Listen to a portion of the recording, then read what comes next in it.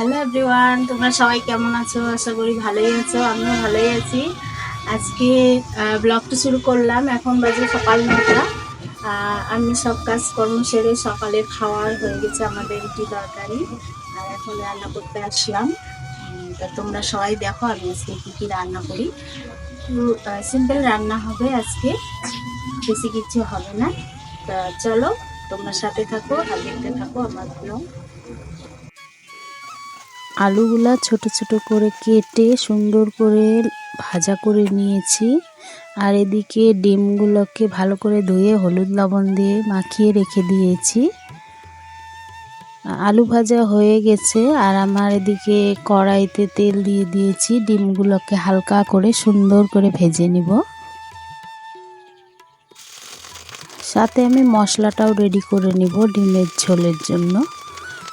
আর আমি ছোট ছোট করে ডিমগুলোকে কড়াইয়ের মধ্যে দিয়ে দিলাম যে ভাজার জন্য।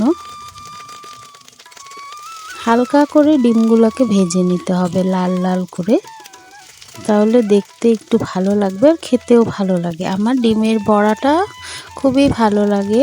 তোমাদের কেমন লাগে কমেন্ট করে একটু জানিও।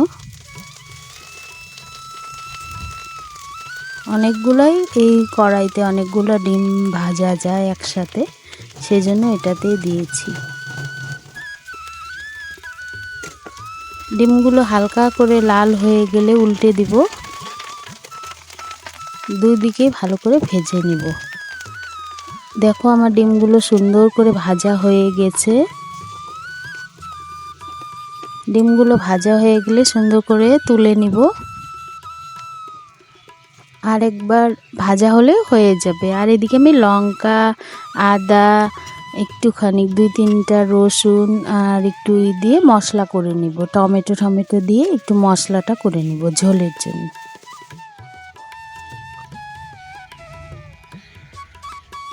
একটু মশলা না দিলে ঝোলটা আবার বেশি ভালো লাগবে না।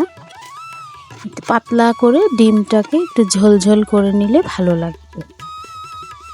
ডিমগুলো ভাজা হয়ে যাচ্ছে আমার, আর এদিকে আমি মশলা সব রেডি করে নিচ্ছি।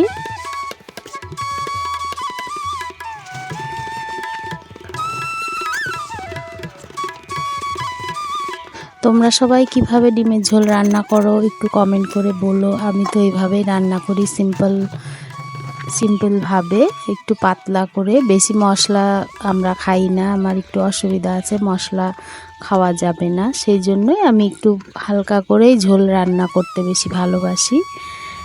আর আমার একবার ডিম ভাজা হয়ে গেছে, আর একবার ডিমগুলোকে সুন্দর করে ভেজে নিব। যতটুকু আছে অতটুকু আরেকবারে হয়ে যাবে আমার ডিমগুলো ভাজা।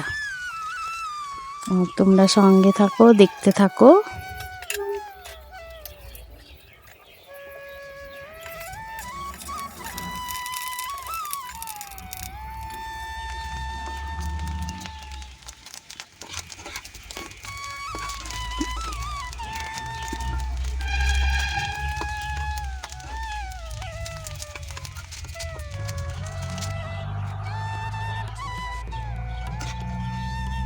ডিমগুলো হয়ে গেছে। এবার আমি ঝোলের জন্য কড়াই বসিয়ে দিয়েছি। কড়াইতে তেল দিয়ে দিয়েছি, আর এর মধ্যে একটুখানি জিরে আর একটু শুকনো লঙ্কা দিয়ে ফোড়ন দিয়ে আলুগুলো দিয়ে মশলাগুলো দিয়ে সুন্দর করে কষিয়ে নিব। মশলাগুলো একটু রেডি হয়ে গেলে তারপরে একটু জল দিয়ে মশলাগুলোকে ভাজা ভাজা করে নিব। মশলাগুলো একটু সুন্দর করে ভাজা হলে ঝোলটা একটু খেতে বেশি ভালো লাগবে।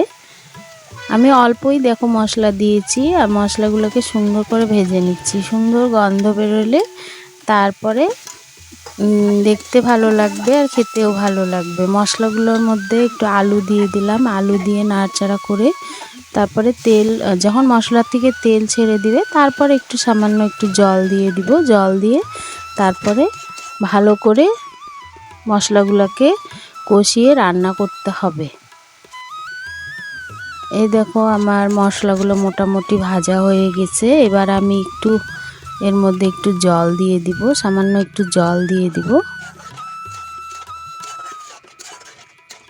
জল দিয়ে ভালো করে নেড়েচেড়ে নিব। তারপরে এর মধ্যে যতটুকু জল লাগবে দিয়ে ঢেকে দিব। জলগুলো ভালো করে, ঝোল ভালো করে ফুটে গেলে তারপরে এর মধ্যে বড়াগুলো দিতে হবে। ভালো করে ফুটে গেলে তারপরে এর মধ্যে ডিমগুলো দিয়ে দিব। দেখি বাড়িতে সবাই কি করছে। কি করবো আর তোমাকে এই নকশায় দেখে আমি হায়রান হয়ে গেলাম। अरे कहना क्या चाहते हो?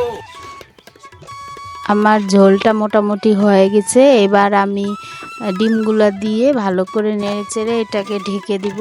আর একটু ফুটলে পরে তারপরে গরম মশলা দিয়ে ভালো করে ঢেকে একটু রেখে তারপরে নামিয়ে নিব।